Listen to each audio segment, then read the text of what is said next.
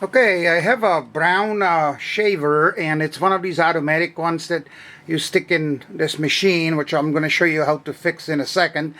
And there's liquid normally here in a little container, and then there's this little pump, and it cleans the shaver basically, which is in this little tub. What happened is it stopped working. Well, I took it apart and I find out that this little board that has these two little clips in here. Let me see if let me make the light a little less there we go. This may be better lighting.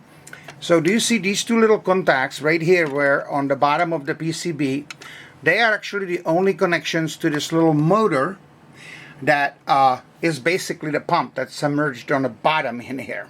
Okay, so when I snap that back in, which just goes like this, and then there's this little clip in here that you have to watch out for, and it just goes doing this one-handed, so this is a little harder than when I had two hands, but it basically snaps. There we go, snaps back in, and as you can see, it's kind of a flimsy, but that's how that motor connects to this PCB.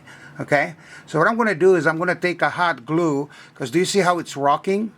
I'm going to melt some hot glue, and I'm going to secure this with hot glue so it doesn't come undone ever again.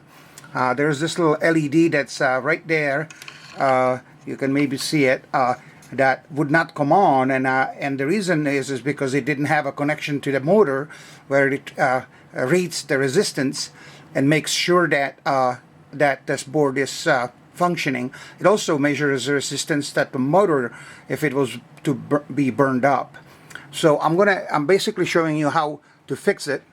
I'm gonna secure it with hot glue, and I'll continue recording. Okay, so let's pause this. Let's see, how do I pause this video?